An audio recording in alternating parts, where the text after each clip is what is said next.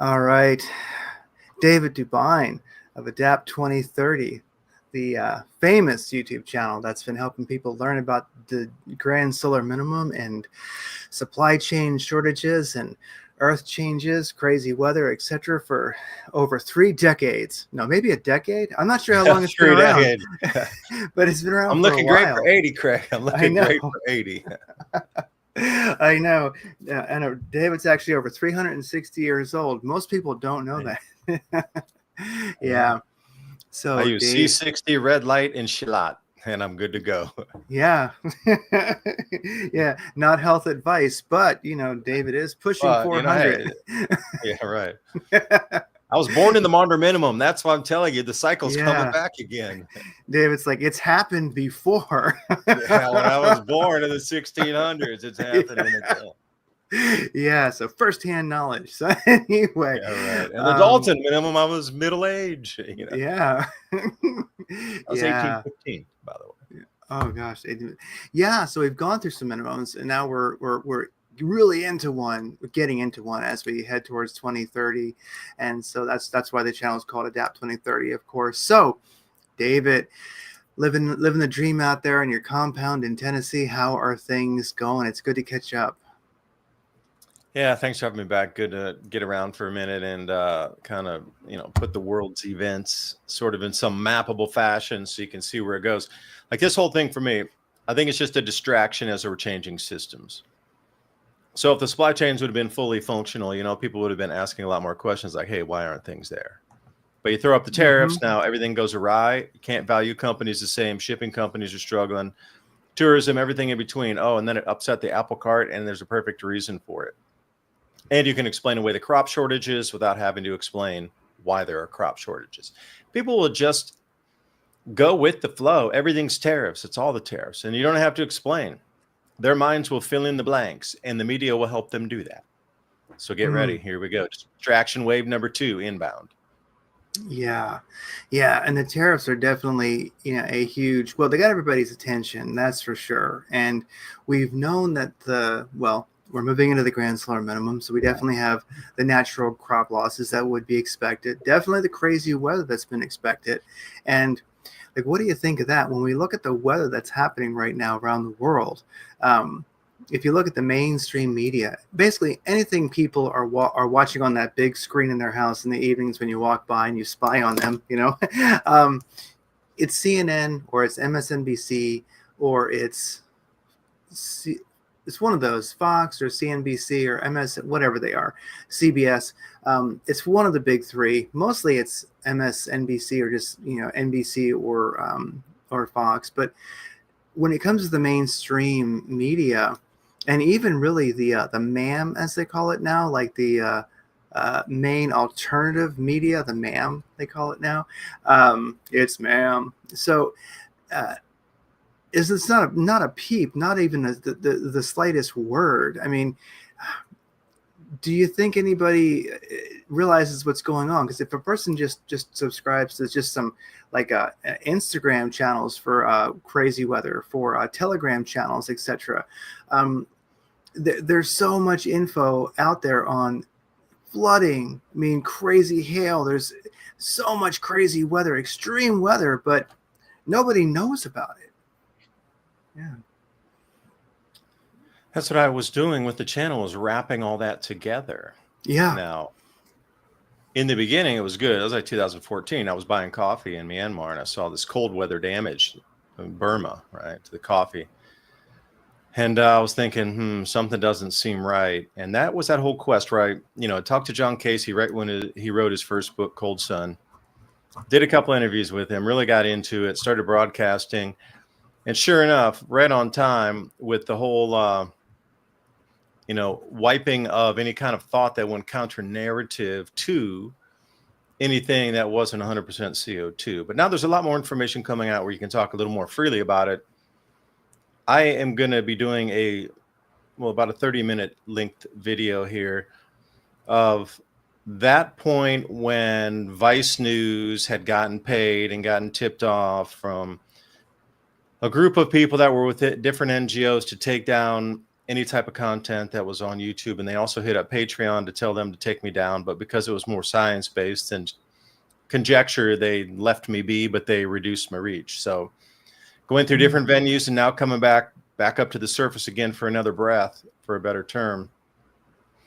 These things that were predicted and talked about are in full swing right now. Like what the whole model was like this. I'll just explain it for anybody who doesn't. Grand solar minimum, magnetic fields in the sun change, affecting Earth's magnetic shielding or magnetic field. And we're seeing a decline right now, incredible declines. And I wanted to talk about that rip through the magnetic field with the plasma penetration and over Spain that caused power outages. Like this was already expected anyway. That same deviation in electric current causing that rip through and punch through the ionosphere, that's also what holds our cloud cells and jet streams in place and keeps those moisture patterns nice and smooth that we've figured out over the last 200 years when to plant and when to harvest. Magnetic field of our planet, if it's really tight and compressed, those jet streams really stay locked in place. They don't go very far. They're finding the cloud cells, which are normally from 0 on the equator to say 30 north, like the Hadley cell. That's the most famous one. Those things have moved some hundreds of miles off the equator. They're not at the actual position that they used to be, even when they started measuring and taking, I guess, measurements per latitude on where these cells begin, where the interaction cells are. Because generally it went from equator to 30, and then there was another whole cell that was 30, and it mixed in and pulled all that to 60 degrees north latitude. And then there was another whole cell that was an Arctic cell that pulled all that from 60 up to the Arctic Circle. And that's how when you get a very ferocious volcanic eruption on the equator, how all that ash gets dragged across the planet.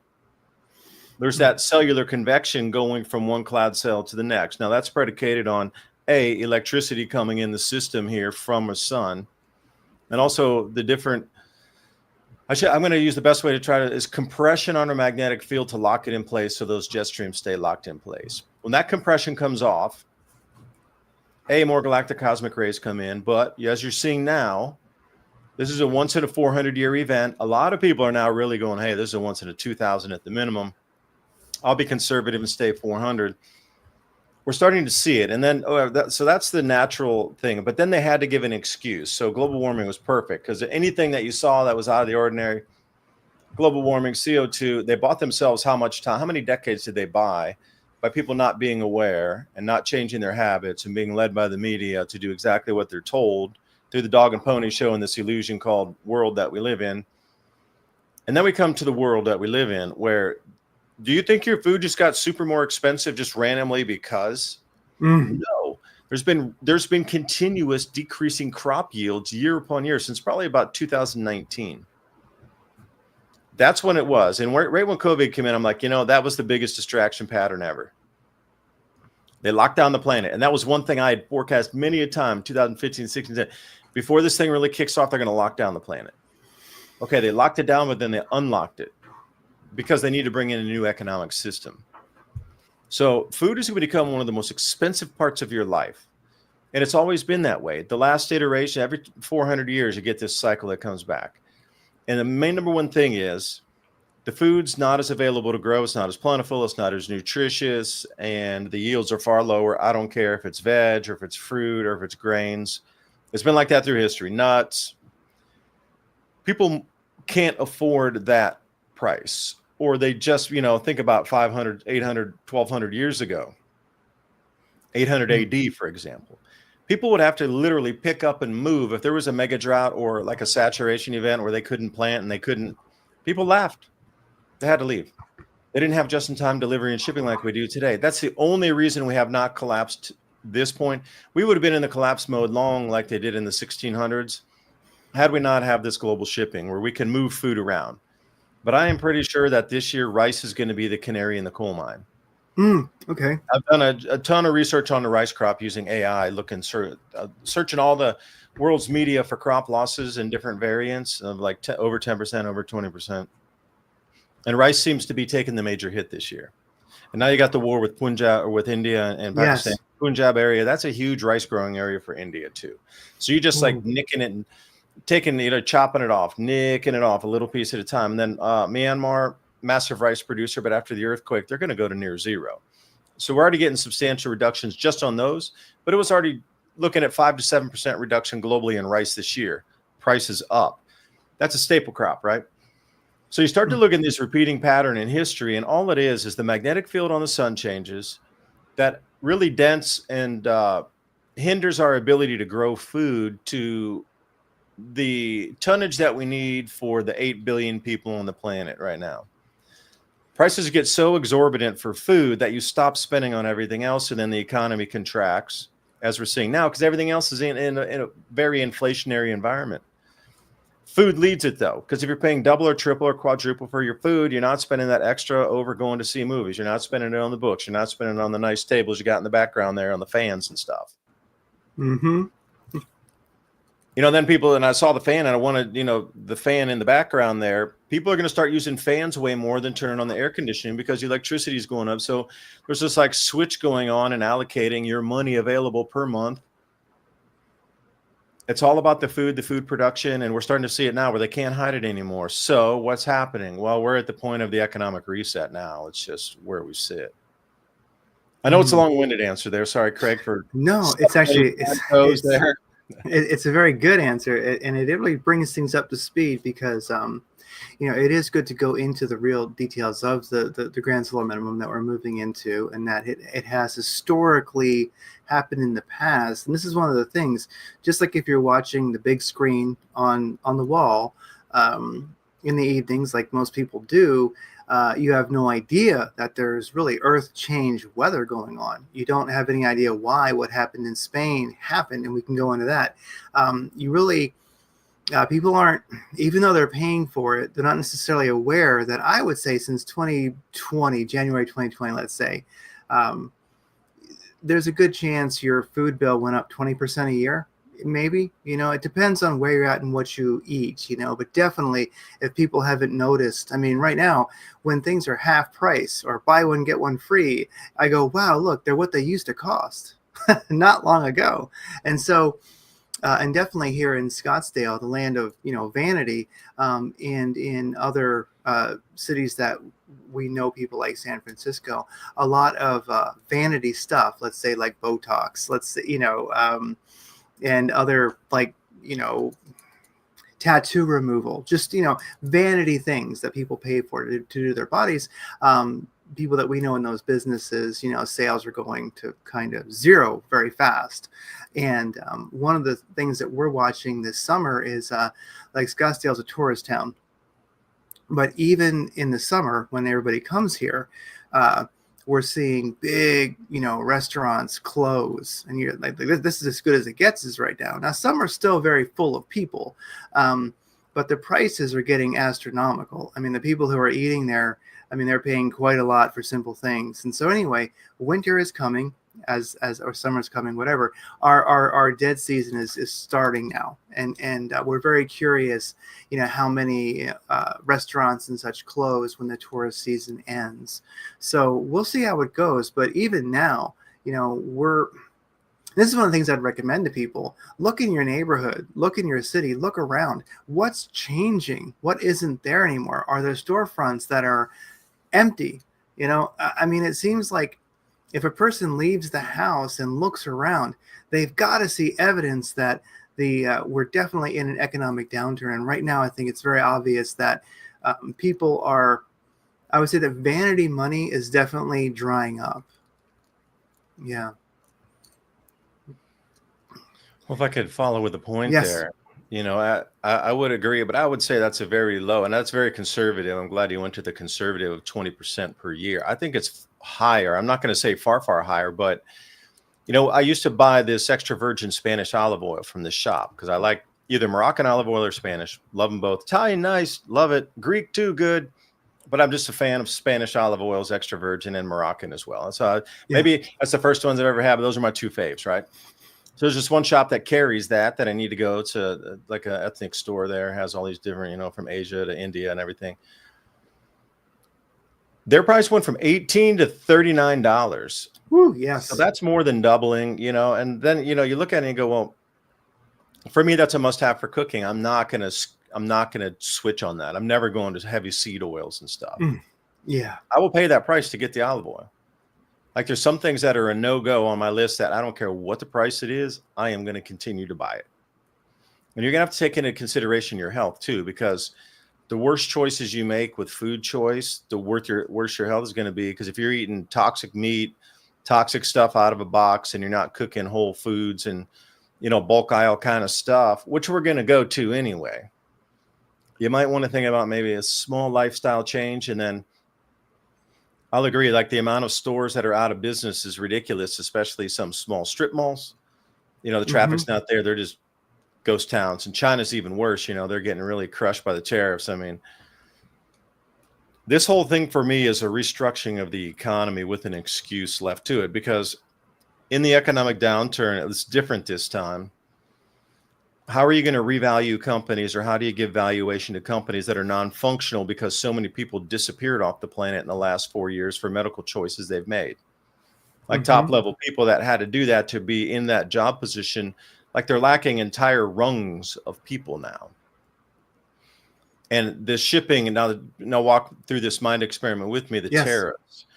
Got the tariffs. Okay, it's charging this. Companies, airlines, really affected. Shipping companies themselves, really affected. All kind of big box stores, retailers, completely affected. And then your food stuff's affected too. But then the machines that produce all that or refine or can do something with that are also affected. So we, in this regionalized world, I tell everybody out there, please look for this document. It's called the Lima Declaration. And I think it was 1976. It was the plan at that time with the signatory of all nations on the planet to come into what we call globalization. We've all lived it. You understood our country, every country is gone, and found and suck out the most ridiculously cheap labor place and electrical prices. And then they, kind of vampired those destinations up. Now that Lima Declaration ends this year in 2025. The next plan. Yeah, the next step of the Lima Declaration 2, for a better term, is a regionalization plan. This is why when Klaus Schwab says you're only going to have 2 or 3 regional flights per year, that could very well be true, because the whole regionalized basis of this next plan from 2025 to 2050 is to snap that globalization, bring everything back into nations. It's going to be all AI, print on demand, print on manufacture type of world we're moving into. AI is kind of scary in many ways, but it's kind of hopeful in many ways. But the way it's going to substitute jobs, like when these factories relocate, they're not going to relocate them and put 40,000 people in a factory stamping widgets. It's coming back. They might have 40 people there coding and programming how all the AI runs through, and the AI is going to stamp widgets for you on demand after you order it online. Like when this comes back, we're just going to be a shell of manufacturing of what it used to be for the need for people. So if you don't have anybody employed, AI is taking over everything. You can't value the stock market the same way, because none of the companies are valued in the same way, right? So we're talking about a complete transition of the economy right at the exact same time of the overlay of this grand solar minimum reducing food production, where food's going to get astronomically more expensive from now. So you have these things dovetailing, and this is the reset. They're talking about it. And, you like cycles and times. So Strauss and Howe, 80-year fourth turning. Okay, we're in that winter, as you just said, winter chapter. We're in that 4th chapter of the downturn. So you get the 80-year cycle, the 20 years of hopefulness, the grandioseness, the expansion, and the decline. Okay, we're in the 80-year last 20 years of decline. But we're also in a grand solar minimum, which is a 400-year cycle. And it lands right now when we're in the decline of the 80-year cycle. Now, as you do that iteration of grand solar minimums going back in time, so you need 5 fourth turning cycles of those 80 years to get the 400-year. So previous, let's say, you go back to the Sporter minimum, or let's go to the Ort minimum, 800 AD.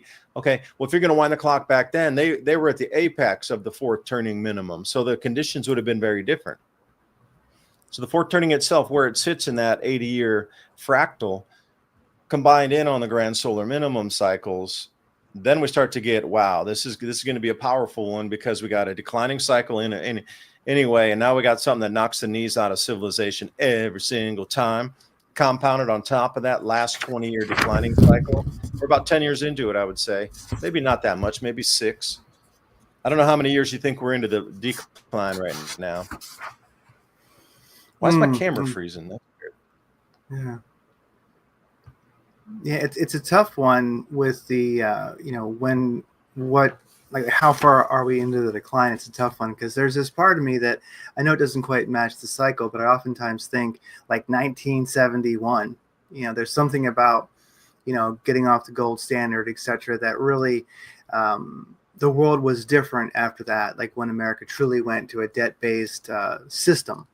And I think 1970 is a little bit too soon, but in the fourth turning doesn't quite match up numbers wise, but I still think there's something about 1970 that dictates a real change in trend. Like if a person was looking at if we had enough data points and we could put it into a chart. Now you're moving fast.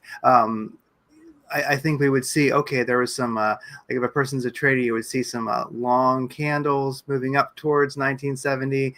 Then you'd see, sellers are starting to have dominance. And you see like an indecision candle. Then you would see some engulfing big red candles. I think you would see a real change in market, change in direction, at least in the 70s. That's always been my take on it. I could be way off, but there's something about it. I think it matches. Yeah.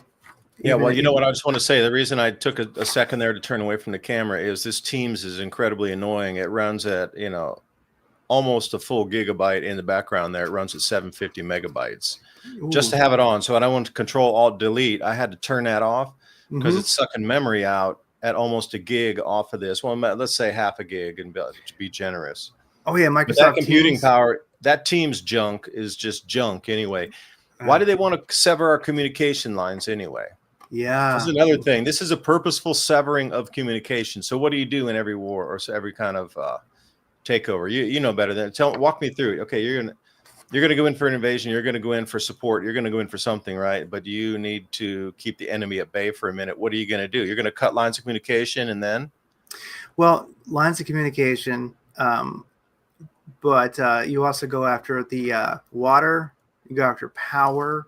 You go after sewage. Of all things, people don't think about that, but when you flush your toilet and nothing happens, that is really devastating to a society. So really water, electricity, communication, sewer, and then of course their airspace, you turn it off so things can't fly. That makes it really hard to defend yourself. And of course there's electromagnetic warfare. You EMP them basically, boom. Some of our Navy ships can do that pretty close to the coastline. They can blast stuff and really screw up communications, and so we have the ability to do like localized EMPs pretty close to the shore, but we can do it anyway. So I've seen all these crazy things, and yeah, society just absolutely stops. And it really, if you're a rural society, like if you did this to a bunch of preppers, they probably wouldn't care, as much. But a city with any population density, yeah, it's a genocide basically. Yeah, and where did anybody out there take this as a note, please put it on a note piece of paper. If your toilet were to stop flushing, all you need to do is get a 5-gallon bucket, fill it like with 2 to 3 gallons of water, and pour it in, and that will be your flush cycle for you. Now, keep in mind, you probably don't want to use the toilet after that, and you have to probably get some plastic trash bags and do something in that 5-gallon bucket. But at that point, if you do, and the toilets are all, full, and you're like, nah, it's starting to stink, I don't know, we can't get any water, just go get even, recycled water off your gutters or something, coming out rainwater, and pour it in there. That'll do the flush cycle. Yeah. I mean, a 5-gallon bucket, it's a little bit uncomfortable to sit on, but you can always put a toilet seat on there. You'll probably have a couple extra ones at that point. And cat litter works really, really good. It works. And you can buy cheap ass cat litter at Walmart for 99 cents for like 3 or 5 pounds of it. So, oh man, it's all made in China. Get your cat litter now. Get your cat ladies. Cat ladies. Oh, I watched the most amazing. I was looking on LinkedIn because I'm going to start posting on LinkedIn more. So I was watching a bunch of like how to grow your LinkedIn channels. This one woman was just like dynamite on fire, but she was a cat lady. I kid you not. It's my first like real cat lady. Wow, I thought they were imaginary kind of people, but no kidding, super high level. And I was watching in the first couple minutes, and then she said, yeah, name of the cat makes the show go around. And I was like, oh, does she have an assistant there or something? And she picked up this big cat. And I was like, oh my gosh. She looked very, that type of person, but I didn't really know. I mean, I thought they were sort of like myths and legends, but they're real. No kidding. I was so shocked at the professionalism that came across. And then in this like interview with another person, then it turned into a cat lady interview for, I swear to you, it was the most dynamite, on target, on spot, do this, put this, post this. And then it went into 5 minutes of cat lady. And I was like, oh my gosh. And then she snapped right out of it and was right back into the LinkedIn again. Oh, wow. Thank you, cat ladies. Yeah. Get your cat litter. Yeah. And your animal supplies too. I mean, so because one of the things that we're seeing, and it is true, so we have the 400-year GSM cycle. You also mentioned a 2,000-year cycle. I'm not as familiar with that one, but I know you've spoken of it. But also the fourth turning 80-year cycle, which is also matching a 400-year cycle of the GSM. So we have a lot of cycles, and of course, we have the planetary lineups. And then if one follows any New Age crazy people like myself, you're going to find that there's a lot of talking about like photonic energy, like plasma energy, that like the Earth is being charged up with. One can see it as a mechanical thing. If you're crazy like myself, you can see it as a very, very spiritual thing. And you're feeling some of your superpowers being turned on. And so that's one of the things about this time, is that there's definitely challenges, but like we know, there's, the GSM and evolutionary leaps. So evolutionary leaps are also going to happen. Sasha Dobler wrote his books about that this is also a time of, so we have a time of disaster. I mean, like, yes, my roof is on fire and my first floor is flooded. This is really difficult. But on the second floor of the house, there's some enlightened stuff going on. So are you seeing that? Are you seeing people getting their superpowers turned on? Do you have night vision yet? No, but you're probably one of the most sane ones out here, because this energy amplification is really tweaking a lot of people in the way they perceive reality.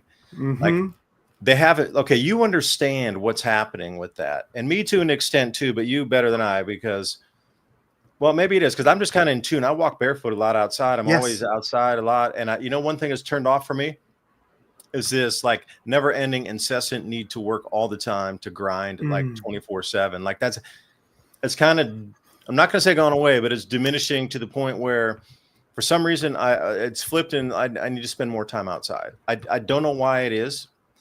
It just happened. And I'm going with the flow. Now, a lot of people that can't understand these energies, they don't know why they're feeling this way. They don't know why they're having these thoughts. They don't know why. And another thing, people are starting to see a lot more glints and things out of the sides of their eyes. This is just another veil that's sort of lived in. This is definitely an indication that there's a different charge state or a different electrical frequency coming in that we're existing in, that is allowing something to be seen on the periphery of the veil. And I know that sounds really woo-woo, but what I mean is your auditory, you're probably picking up different sounds that you can hear now. Your sight, you might start to see in a different frequency, but different than you saw before. And you're noticing that you're seeing different things, not in like, oh, something's standing in front of me, but just colors might seem a little different. Your energies definitely will feel different, especially with the sun.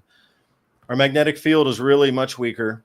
So either highly ionized ionic winds coming in that really charge the planet, straight up coronal mass ejections with a huge amount of just energetic material, bam, hitting the earth as well. Like, people are getting much, much more, let's say, energized from these events from our sun. And some people might call it schizophrenia. Some people might call it a more violent society. Some people, what would you term it as? I mean, we're seeing society go off the rails. A lot of it's violence, a lot of it's anger, a lot of it's people just like literally breaking down into puddles on the street because their minds just can't process everything that's happening. I mean, this is all going on in unison, but for me, it marks a change that's here. It's not about the world's becoming so offbeat, although it is to a point. Thank you, mainstream media and the news feeds that are guiding them into this direction of not. They're riding on top of that change to get a greater outcome through the persons who are observing and absorbing the news feeds. Yeah. The world's being constructed on their construct for the reset that we're going through. But if I just feel a lot of people are not able to currently, they're looking for a greater understanding of why all these changes are happening. And it's all in unison all at once. But then the feelings they're having or the energies they're perceiving or being energized by, for them, they're confused by that. And I'm not any person to say I know it all. For me too, man, I have these weird energy days where it's like, I got to get out and chainsaw. I got to get out and do the farm. I got to get out. Like it's like urgent warning from nature. You better start doing stuff this year, bro. Like an urgent warning that just downloads on me. And I'll just go out and spend 12 or 14 hours working outside. But then other times I'm like, bro, you need to make money. And it'll just be like this urgent download of I need to work 15 straight days. And then, these changes between what I feel I need to do. And it's not that I wake up in the morning and go, hey, I want to go outside and hang out today and work on the farm. It's just like intuitively it comes to me. You got to work on the farm today. You need to do way more stuff. That needs to be done. You need to fertilize that. That's got to be done. There's 100 million things that always you need to do out here. And for those of you, again, who think homesteading is just coming over and you're going to have cocktails and watch the pretty animals and sit there and look at the sunsets and watch the peach orchard grow, you got another thing coming. It's a full task. It's like having a full-time job. So if you're feeling different energies, and Craig, I would like you to go into it too, because you are much more in tune with that. Like the different energies we're feeling and experiencing, and society seems to be off the rails, skittish, freakish, but it's not. It's a change of energies, and we haven't been taught to be able to utilize them. And I think that's where we sit right now. I could be wrong though, man. That's just my assessment. No, I think that, as the energy charges up, I mean, one of the issues that we have is that anybody who's ever looked at, you go to like 1960, beach photos, you can go to the, images.google.com and look at like 1960s beach photos, 1970s, 1980s, 1990s. By the time you get to 2020s and 2025, you're going to realize that humanity is dying. Not just sick, but dying. Something really has gone wrong. Now, we can all look at it and say, well, what is it? It's the food. It's the food.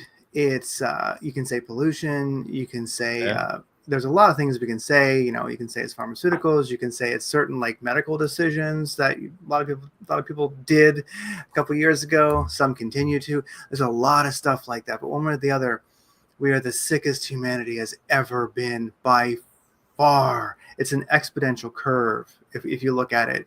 And so people are completely sick, and now they're also getting hit with, I'm amazed that people can even function at all with the garbage they're constantly eating. Like, how do you, you just drove through and got that pile of garbage, and now you went over there and you're like still alive and you're functioning. I don't understand. I'd be like sick for days, and that's a good thing. So I think that we're the sickest we've ever been, and that ends up where individuals don't have a sense of when you're walking barefoot, for instance, you feel the earth's energy.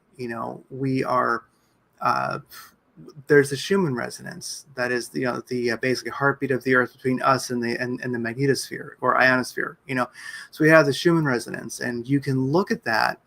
There's apps you can look online. There's apps you can get for your phone. You can see the KP index, how much radiation we're getting hit with. You can see the Schumann resonance from a couple different measurements, and it's right there on your phone. And you'll start to feel like, wow, I feel like the Schumann resonance just went up. I feel like the magnetosphere is charged. I feel like whatever. And you can go and check, and you'll find out, if you're sensitive, that you're correct. Most people that I know will all be, like texting each other and such, being like, hey, is the Schumann up? What's going on? I feel it. So we should be able to feel these things. It's just like when we look at all the stone circles and a lot of technology that was made by our, past ancestors, you realize that when they were in that stone circle, they felt it. It was a machine that they used, and we don't necessarily feel that now, and we should. So we're the sickest we've ever been. We're not in touch with our instincts, with our intuition. Instincts being physical intuition, you could say, and true intuition being a spiritual thing, being a metaphysical thing. Our natural telepathy. I think it's why we see a lot of car accidents, a lot more, I think, than we used to. People drive crazy. You see it here where I live for sure, because people aren't that internet that we have of communication between us, that internet of consciousness is broken. So people just drive into each other because they don't, their radar they used to have isn't working right, you know? So, you know, we're sick, we're not in touch with our intuition. And that's one thing about you know, I don't like to call people this, but let's just say mind controlled slaves. You know, it's very easy to control people right now because they don't, you should have a natural intuition, a natural presence.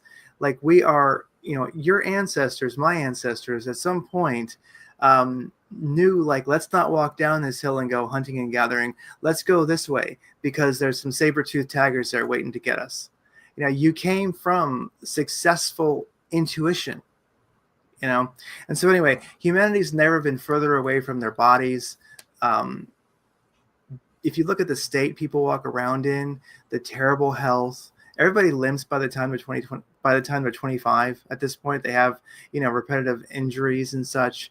They have bad backs in their 30s. They can't lift anything by 40. I mean, really, we're in a sad state. So I don't want to go on about it too long. But when you start taking a people, a civilization that has no connection to their body, connection to the earth, connection to the Schumann resonance, connection to their spirituality, to their natural, like, magnetosphere where our consciousness, some say, really exists. We can't connect to our natural internet, you know, of consciousness.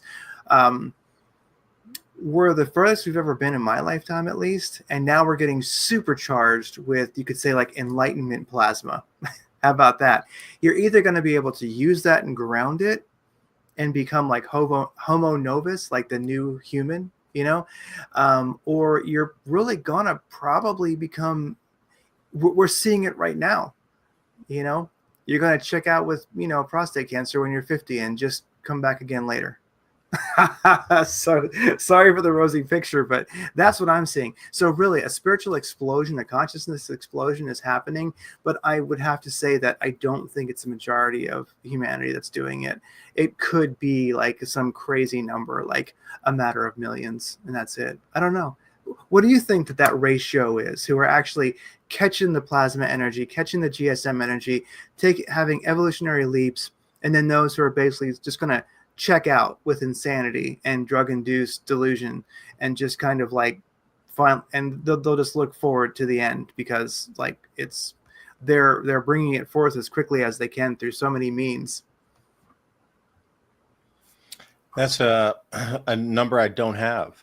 Yeah. But if you look, though, just to go down in an average city, it seems to be a large population, I guess. But I was just trying to, when you were talking, quantify that. When the KP is high, I always want to be outside. Mm. When the KP is lower, like it is today, around a 2, because this whole last week I was banging around, 4, 5, 6. I was just really wanting to be outside to work on the farm. And then since it's come down to 2, I'm like, oh, time to go back to work. Yeah. So again, is it me wanting to be out to absorb those energies out in there versus being in a room? Not sure, but the perception, I think the wave of perception is sweeping through the planet. There's no way to stop it. But, one thing that will be seen is the evil that's around us. So you can see why there's so many distractions. So you don't see that. So just walk through me with the mind experiment. We're going through the same transition, but there's no mainstream media. What would that world look like when everybody could see the overseers for what they are? Versus media mind programming, end of the world's happening every day. You're not going to be able to afford your life, apparently, is what they say. And then, that scatter wave of 65 wars starting at one time, the complex supply chains breaking down at one time. So for me, there's a ratio on it. Like the bigger the giganticness of all the interwoven stories of the attack over on airport here, the bomb, boom up in the shipping channel there. And then we got the Indian things, like all these things dovetailing and layering over means that they needed to distract from an energy uptick where people would have picked up on it or been able to resonate into that and break down part of their programming. Because I'll tell you about LSD for a second here. That is illegal. You go to jail for a longer time for having LSD than you do for actually if you take another person's life. The reason is a single dose of that will break down all social programming that you've had for your entire life on a single dose. So think about the danger. That's truly some of them. Well, not in my mind, but if you're looking at it from a government standpoint, we spent 18 years indoctrinating you in schools. We programmed you with media in your mind for generations, and a single tablet of that, or tab, or whatever it's on paper, or however you ingest it, liquid, will break down that entire system of whatever you've been indoctrinated in. I don't care if it's 5 decades, 2 decades, 9 decades, poosh, it's just gone. And you're looking at the world in a completely different fashion. So that construct is there for a reason, to trap people and guide people down the road. So if there's a plasma enlightenment wave coming through, which I believe also there's just amplified energies on every planet in our solar system. Even if you talk about that in a video, you get that big old climate warning under the bottom from the United Nations. If you talk about water starting to show itself on Mars because the energy is changing, if you talk about luminescence increases in Neptune, the atmosphere reversing on Uranus, like these types of things are happening. The auroras are getting larger at the poles on both Jupiter and Saturn. Like, we're seeing energetic change across the entire solar system. But talking about something as simple as that will get you climate warnings. Hey, wait, they notice a new luminescence, which means more heat on the planet in the outer solar system. No SUVs up there. You get a climate strike or a climate warning just for talking about the entire energetic shift in the solar system. So it's here, it's apparent. And I do believe that a lot of these, quote unquote, secret societies / esoteric world at the highest levels, they understand what's going on, and they need to try to keep control during this change. Now, it's a cycle. So it's been here before, it's been here again, it will come again. So what they did do in the last times is more of my search into how do they control society and civilization during these last times. This is where it gets weird, because there's certain information leading up to those points in time, like 1640 to 1670, and then there's a gap of info. Like, where did it go? Like, there's a full range, and then all it is war. Okay, and then we popped out, and then we have a civilization around, and people are out, and clinking wine in crystal glasses, like, years out, just a few years after that. Okay, we're all at, aside from history that it's just pretty much straight war for 20 plus years, and then that's it, and then we move to the next chapter. Something happens during these times that control needs to be taken, and then history needs to be erased. Fully erased. Okay, so we'll go back to 800 AD. This is a great one here because the Mayan kingdom collapses in Central America, and then also the Tang dynasty in China collapses. Okay, well, the information in China has also disappeared around 800. I mean, you get right up, it reached the apex of everything a civilized society could reach the apex of. And then it suddenly collapses, and then they're back into invading hordes, and then that 20 subsequent years just disappears, and then a new dynasty starts. Okay, where did that 20 years of info it's gone? That's what I'm starting to find, is there's a repeat, and the repeating cycle itself is here. But then during this time, governments change, take over, do whatever they do, and they rewrite history after this chapter is over. And there's very little remnants or recollections of these events. You can find some great, like, proxy. You can look at, like, candles, how many candles they bought for funerary rites and boxes for the last rites, and you can get kind of gauges of things going on. But in terms of breakdown of commerce, like, where did all those people in Norway and Sweden empty out to? So, in the Grand Solar Minimum, in the Maunder Minimum, the populations of Norway and Sweden emptied out 90%. So when they came back in the, late 1600s, borderline 1700s, there was only 10% of the population. Okay, well, where did they go to? There's no record of these people, where they went to, where they resettled to. They just kind of disappeared. Whoosh, where'd they go? Are you telling me there's a 90% population reduction loss? And they just say, yeah, they all migrated out. The ships couldn't come in. There was more sea ice. Okay, good excuse. But if you try to trace where humanity moved to and how did they reestablish new supply lines, you can't tell me all of Europe moved down to North Africa because it was warmer to grow crops there. You can't tell me the Roman Empire just completely collapsed across everywhere, and they're fighting with this, that, and the other. And where did everybody go? Like the following of the timeline comes to a certain point and it vanishes and it picks right back up after these events are over. But there's these gaps routinely. And that's what I'm trying to study is like, how did governments control citizens during this time? And how did they keep supply chains open at that time? And what was the total collapse numbers? Because I do believe in the numbers are going to be somewhere around 25% of the global population perished around between 1640 and 1670, at least. Like we're at that kind of thing. Now you understand, big governments here, you understand, okay, the entire world needs to be restructured anyway. AI is here. Almost all jobs are going to be, redone in some way, shape, fashion, or form.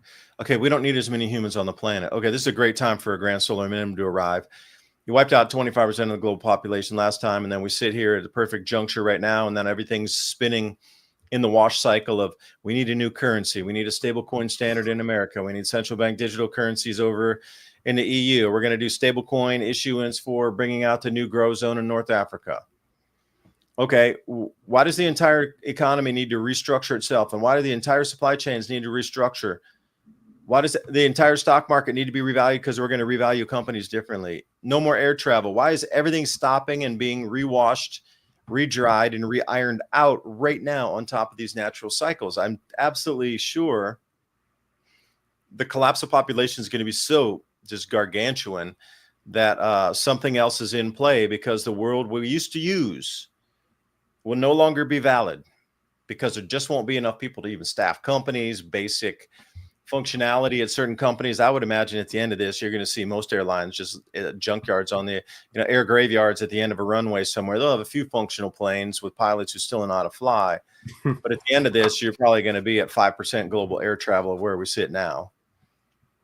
Restructure that world. There'll be no more air cargo. How do you even value an air shipment company like DHL where 20% of the revenue is off air travel or air cargo? You don't. What happens when the ships stop? You don't. There's no shipping companies. You can't value them. That's part of the stock market. Like everything is being unwound right now. The proceedings, Trump's here to oversee the proceedings of the bankruptcy of the United States. Every player you're seeing is there to see the overseership and the bankruptcy proceedings of their country, their corporation, and the new standard is coming up. Now, what form that will take, Craig, I would ask you, because you're super deep into the crypto, you're super deep into the politics. You see these things shifting.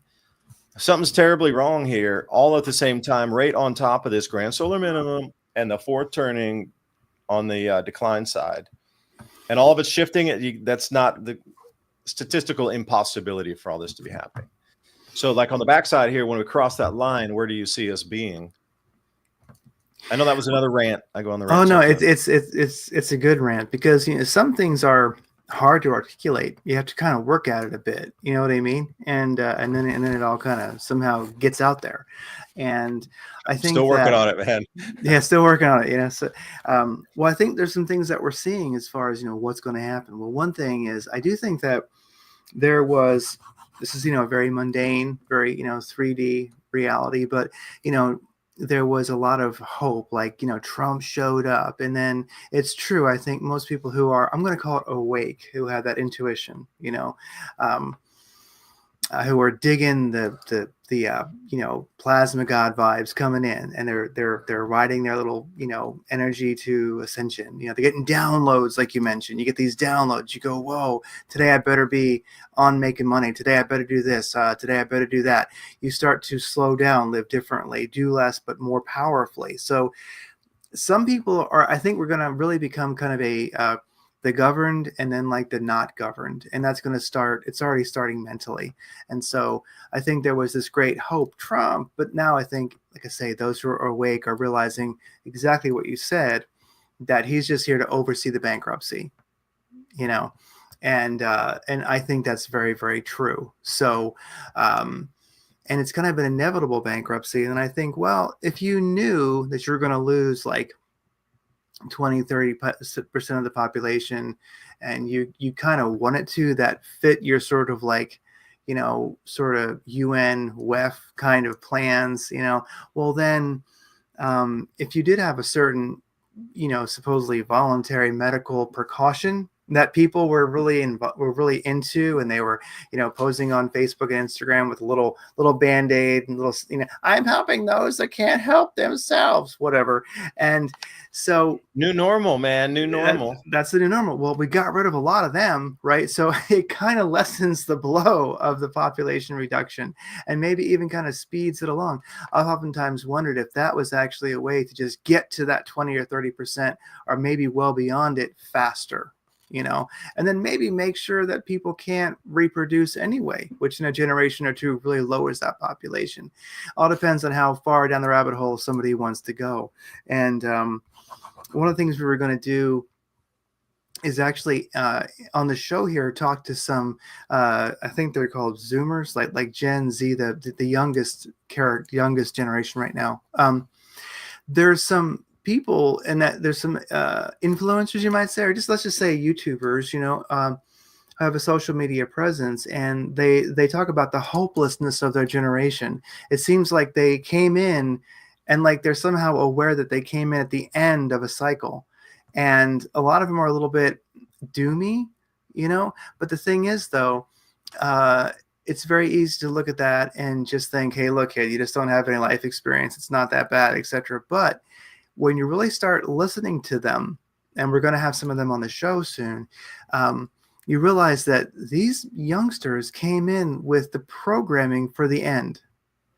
Like, they're aware of it. It's intuition right now, but they're looking around and they're seeing the world like way different than the boomer generation did, than like the Gen X did. I mean, they showed up and like they literally incarnated for the apocalypse, and they're aware of it. And they have some programming that's going to help them live through it. And so we're going to have them on the show because I want to get to the bottom of that, because that's really interesting way you're looking at that. Yeah, they seem to know. So I want to kind of encourage that, hey, something. Don't be told that you're wrong. What do you know? What are you really feeling? Because you're what's next. I'm already more than halfway done. Like you're what's next. So tell me what the plan is, So yeah, what the next government's going to look like, I'm not sure. I mean, I could conjecture, but I think that if we really do have what we foresee happening, you'd probably see America break up into several different pieces and such like that. That fallout, we'll see. Maybe we will have like the North American Union of Canada, America, Mexico, but I really don't think that like the power that be the global, I don't think that the powers that be, the globalists, let's call them, are really bright enough to pull it off. So anyway, we'll probably see, our little piece of the world break into different regions and such. I think so. I mean, and I think it'll happen without as much fuss as people think. I don't know. But definitely, I think that a lot of awake people, maybe the Gen Z, and I think a lot of people like yourself, me, humbly I say, others, are really getting beyond the pendulum, where we live in sort of a that, like right and wrong, wrong and right, right and wrong, left and right, Republican, Democrat, whatever, religious, not religious, whatever. Like, I think that people are beginning to advance beyond those pendulums, where they just literally sidestep all that crap and they're attached to the truth and they're moving towards it. And so it's almost like whatever it's going to look like soon. I oftentimes just recommend what Jeff Berwick says, the Dollar Vigilante. He says, look, there's so much good happening in the spiritual world and in the physical world. If you just tune into it, you'll see it. Just make it to 2030. Make it to 2035. Just survive. And it's going to be great. The other side is great. What do you think of that? Is the other side great? Just make it to 2030, make it to 2035. And, you're going to be riding, the curve's going to change, and that's when you'll have your night vision, your cosmic powers, great hydroponics, a new broken up world with new regions, that are governed in different ways. If governed at all, just, I kind of want to make it. That's the thing. If nothing else, I just want to see what's on the other side. All paid for with Bitcoin, man. Yeah, that'll be a Bitcoin world. That purple paid for party that you speak of, the blue and the red blending, they're all paid by. Like I saw through that many decades, plural, ago. That's just Or two hands of the same, two Yes. wings of the same bird. It's like insane how they get people Yeah. to pit each other, to get so argumentative, and like they're really harvesting your energy at that point, Yeah. This whole harvesting of energy as you as a human, not only your work energy to get into a corporate entity to allow that machine to go in itself, but harvesting your real energy where your emotional energy is too, to get you to fight over the things of the very land you sit on, whether it's you're fighting over a donkey or you're fighting over an elephant. Like that's Mm-hmm. comical kids cartoon stuff. If I was going to tell a kid a story that didn't know anything about that, okay, and the reason the world collapsed is because the elephant people were fighting against the donkey people, and a kid would start laughing and go, "What are you talking about?" Like it makes no sense. It's going to be cave paintings one day where people they're going Yeah, to right. find It's going to be cave it. paintings with elephant donkeys on, and they'll go, "Oh, they're just looking at the donkeys and walking around in the front field, man." A Yeah. lot more relevance to those cave paintings than you think they are. Oh, I know. Yeah. No, it's true. It's very good to see through the RNC and the DNC are just children's books for adults, who should know Yeah, better. they are, but I can't believe they get people so fired up, so angry that even send themselves to jail for assault, and like just don't waste your time. Yeah. Hate is the same way. Don't waste your time. Like these are things that don't even waste one iota of your time on it. It's an Mm. illusion. Like when, people would say different things. You've heard people say things in your life like, don't waste your time doing that. Don't waste your time doing that. I mean, as valid as that is to say, okay, you're drinking too much drug, whatever, you're spending too much party, you're doing too whatever. Okay, I get it. Don't waste your time.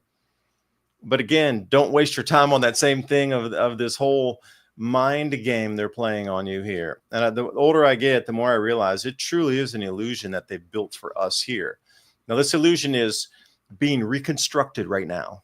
Now, you Mm. have an elemental chance to jump in and remorph this reality around you by bending in the time. They're going to be changing the format of it. You also, with these amplified energies, should be able to change the format of it within it also. Yeah. I Yeah. think the amplification of manifestation could be faster at this time as well. It absolutely is. It absolutely is. And there's a lot of, I've seen it firsthand. It is. And, it definitely, people who are, you could say like manifestation teachers, whatever, they see it too. I mean, the manifestation community, those who do realize that we can do that, definitely are all seeing it. I mean, it's very sped up. I mean, you literally are, with the God plasma coming in, you literally are Neo. You can change things in the matrix. You're not bound to the rules that apply. You really aren't. And I know I've had you almost an hour, but you did mention LSD. And one of the things about humanity, are we waking up? How are things going? And one of the things that I do see, I have mixed emotions about it, but I see it as a positive ultimately, is that mushrooms, psilocybin, microdosing, and then even to a greater extent, dosing on it, is becoming. It's really in the collective consciousness right now. I mean, so LSD is pretty heavy stuff, and I know when I was in like my early 20s, I definitely took some massive doses of LSD, and life becomes a lot more like Jimi Hendrix than Frank Sinatra after that day. But it might be a little bit Nothing's ever the mushroom. same after that. I'm telling you, nothing remains the No. same. Yeah. So that might be a little bit much for people, but mushrooms are much more gentle. And I'm really surprised at how many people for depression and other ills are actually legally, from a doctor, using psilocybin in very small doses to actually deal with life. And I don't know, that really is an awakening. So I think that's a positive sign that I'm seeing. Use it at your own risk, people. Stay legal, but your doctor can give you psilocybin if you would like to. If either you're depressed or you'd really like to be more enlightened, talk to your doctor. And also, here's one last thing. I don't want to keep you all day, but there's some stories that I'll mention. But one is, Ford Motor Company is increasing the prices on their Mexico-built vehicles by as much as $2,000 each. And I'll leave it at that. Like this one thing about the supply chains and such like that. I think that this whole, what do you think about the whole tariff thing that we have right now, mostly led by the U.S.? It to me seems like it's a great cover up for, and it's a great cover up to cover for what's happening basically. Like all of a sudden now supply chains are stopping, things are incredibly expensive, everything is held up. I mean, I trade for a living right now, and I can say that like the market's just not moving. A lot just isn't happening. So it seems like with this whole tariff deal, like declaring tariff war on the world, America pretty much is to a great extent brought commerce to a standstill. And I think to myself, like, nobody, this is too stupid to be stupid. This has got to be deliberate.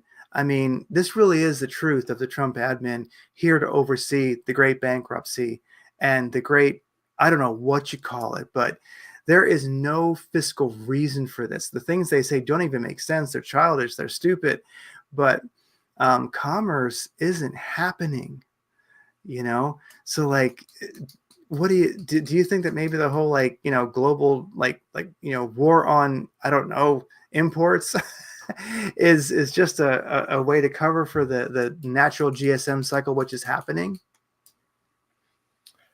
Well, it's several fold there. First of all, it's a transference of wealth. This money is going to be siphoned back. It's a transference of wealth. And by allowing this, now you give companies free choice to jump into different nations where they think it might be more survivable, such as BRICS nations. Like Boeing just left America. Do you think they left because they've been here forever? This is the beginning. You think they just decided to leave on Tuesday because that's a perfect excuse for them to set up? Now, think about Boeing for a second. It's one of the most incredibly important aerospace industry leaders on the planet. And if this country is going to collapse, they do not want the headquarters and the manufacturing to be here. They would move that elsewhere first. And by all the tariffs, that gives them a perfect excuse. Very few eyebrows will be raised except, see, told you so. But on that front, companies can move wherever they want to survive the chaos that's coming to Western nations with the complete bankruptcy and social chaos that occurs with that, including the food disruption. Now, you mentioned something really important there too. Like the disruption of foods. Is it really stopping you from getting strawberries in the middle of January? Or is it stopping you from noticing that places like southern Mexico aren't able to grow strawberries to deliver to you anymore because of the disruptions in the hydrological pattern or the temperatures? And we're at that point now where they can't explain away why there's no strawberries coming in January, because they naturally wouldn't grow anywhere because they had cold warnings down in Guatemala this year. All right, so when you put extreme cold warnings down there where it got into the high 40s in Guatemala across, bananas aren't used to that, man. Anything that's growing down there, it was in the low 30s all the way down to southern Mexico. All those grow zones got snapped this year with extreme cold. So think about all the layers that covers. You can explain away why your favorite food out of season in a different nation isn't being grown. Not that it's not being grown, it's just not available because of the tariffs. Well, what if it really was the magnetosphere is so weak that the jet streams have varied so greatly that we're not able to produce anymore, and they don't want to tell the world that because that would spook a lot of people.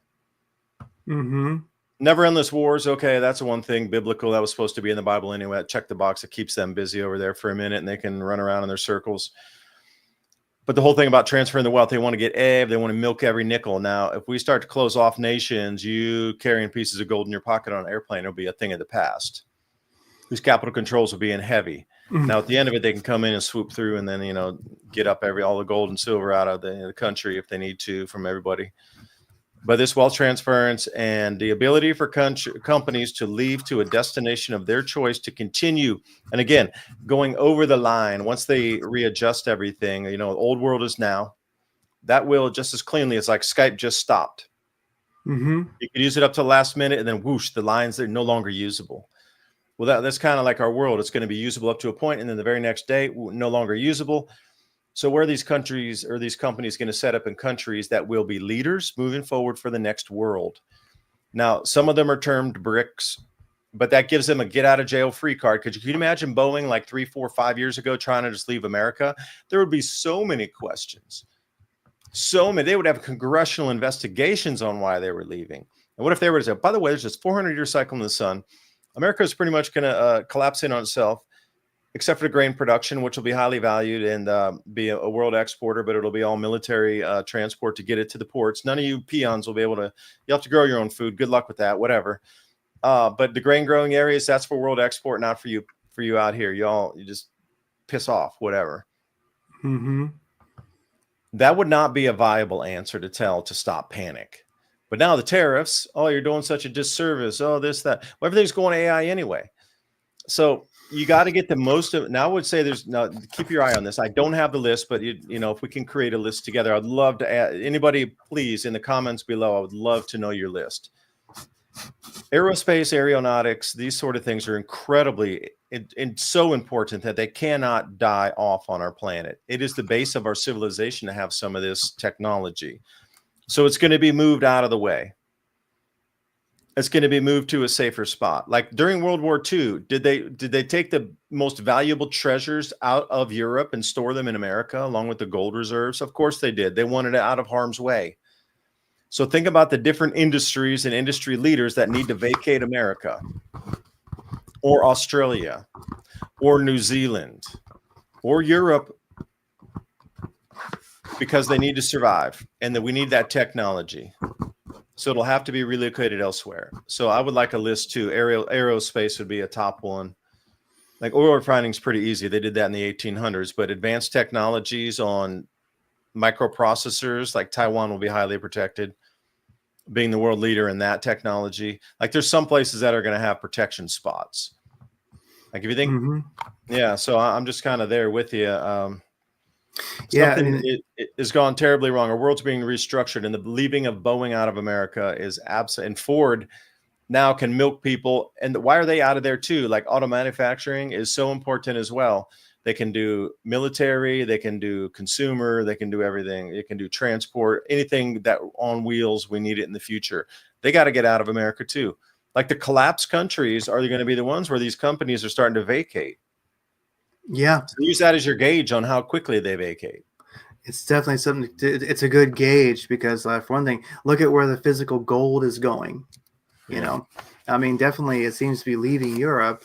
You know, some is coming here. So, you know, gold is going to where it's safe. And tons are going to China. I mean, so much is going to China and other countries outside of the Western sphere. Yeah. We're going to reset the gold standard anyway, at least the base of their currency at 40% or so.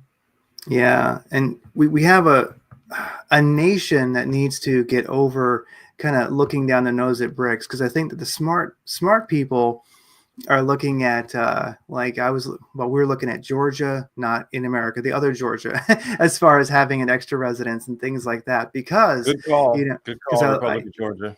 Yeah, because I love this country, but you know, you might need to leave, and you know, you might be doing it on a rowboat with a bunch of friends. So anyway, you know, it's good to look towards the BRICS if one can secure a property there, you know, a residency there. Georgia, you can do it. You don't even have to live there, and so you get a 1-year visa as an American, fly in 1-year landing visa, which is awesome.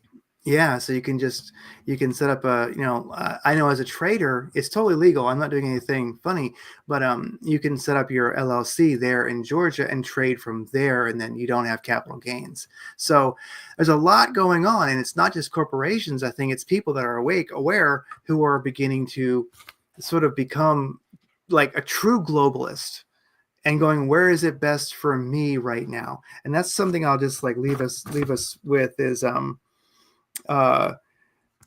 there's so many things like I could mention, but here's just one for people. If you can, to whatever extent you can, become free. I mean, I know some people cannot, or they have to work on it, but you know, maybe read Think and Grow Rich might be a good place to start. I don't know. I have that book right there on my shelf. Yeah. See, so, you know, I mean, you know, and David is over 400 years old, so he knows. You know what I mean? He can speak. Secret to longevity. Yeah, I mean, he used to I forget the author of Think and Grow Rich. It's let me hold on here. I'll get it for you. I got it right here. Napoleon Hill. Yeah.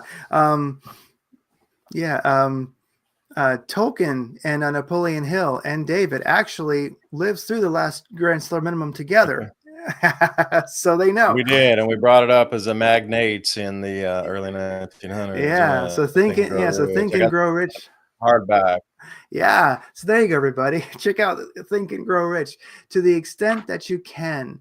And I know this is an incredible ask for people, but really, if you're listening to this, if you get what's going on, then you probably already have an incredible head start just with your knowledge. But maybe you're not where you want to be physically, financially, etc. So do what you can to become free, become self-employed, find a way to work from home, you know, find sources of income streams that are not dependent on being in an office, and get free, because you need to be mobile for the times that are coming, and you need not to be tied to an office, and you want to get somewhere rural if you can. You guys know what to do. You girls know what to do. You know what I mean? Just to whatever extent you can, please work on becoming free so that you have the financial ability and the mobility to be where you need to be and afford what you need to afford in the coming times. And I think no matter how hopeless it may seem, you wouldn't be listening to this if you weren't already there. So your future you is pulling you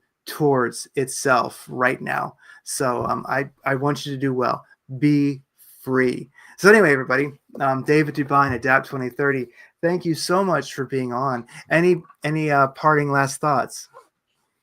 No, I had this as a bookmark. This is the ISO 20022 tokens that will be used for payment rails for the world's new financial system.